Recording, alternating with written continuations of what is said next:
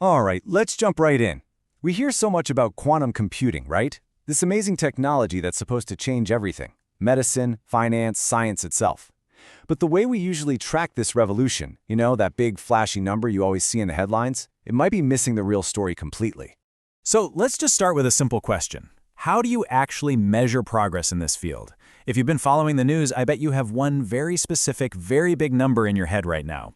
And there it is, the qubit count. The headlines absolutely love this. You see companies announcing machines with hundreds, thousands. Some are even putting out roadmaps promising over 1 million qubits. It feels like a pretty straightforward metric, doesn't it? More qubits equals more power. It's kind of like the quantum version of horsepower in a car or gigahertz in a processor. But here's the thing, and this is where it gets really interesting. That qubit count is just the tip of the iceberg. The real race, the work that's actually going to define the future of this tech, is happening underneath. It's all about the infrastructure. And that's the story we're going to dig into today. So to get past that shiny qubit number, we're going to look at how two of the biggest players in this game, IBM and Google, are building the actual foundations for our quantum future. And you're about to see they're taking two very different but totally essential approaches to the problem. Okay, first up, IBM. Their entire playbook right now can pretty much be summed up as the access strategy. They are all about making quantum computing something that people can actually get their hands on and use today. See, IBM's whole philosophy isn't about waiting around for some perfect, flawless quantum computer to appear decades from now. It's about democratization. They're building the on-ramps, all the tools and the platforms that let developers and scientists start playing around and experimenting right now, even while these machines are still what we call noisy, prone to making errors. And to make that happen, they've built this entire ecosystem. They've put their quantum computers on the cloud so anyone can access them. They created Qiskit, which is this fantastic open source toolkit so developers can actually write quantum programs.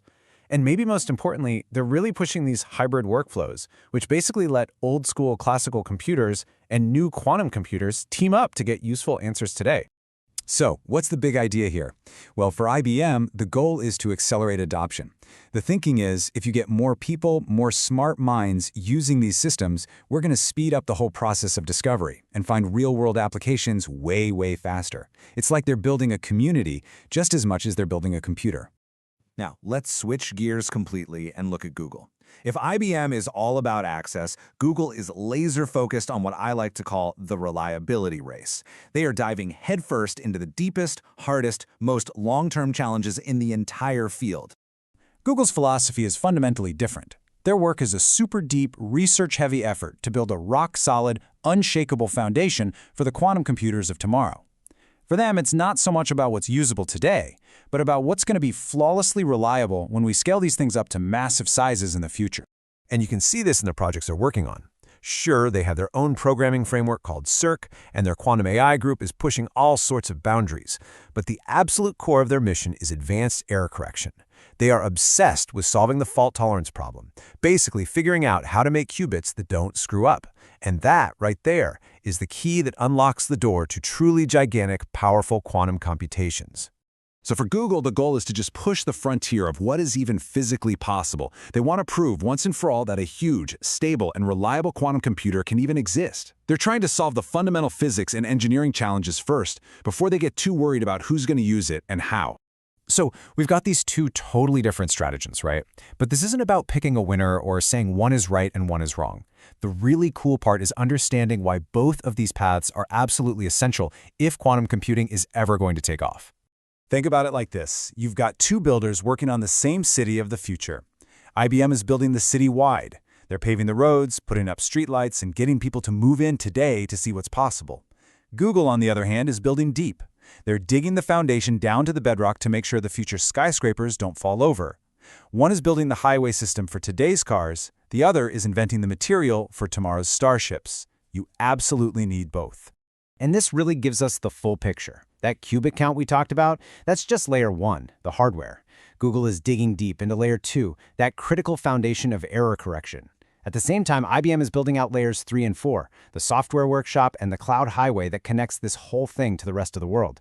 See, a breakthrough in just one layer isn't enough. The whole stack has to rise up together. And this gets to the heart of it, which one of our sources put perfectly. Quantum computing isn't going to arrive in a single eureka moment. It's not going to be one scientist in a lab having a brilliant idea. It's going to emerge from the slow, steady, difficult work of building out all of this layered infrastructure. And that's honestly the most exciting part. This infrastructure isn't some far-off dream. It is being laid down piece by piece right now by companies like IBM and Google. So the real question isn't just how many qubits do we have? The real question is, once this foundation is finally set, what incredible things are we finally going to build on top of it?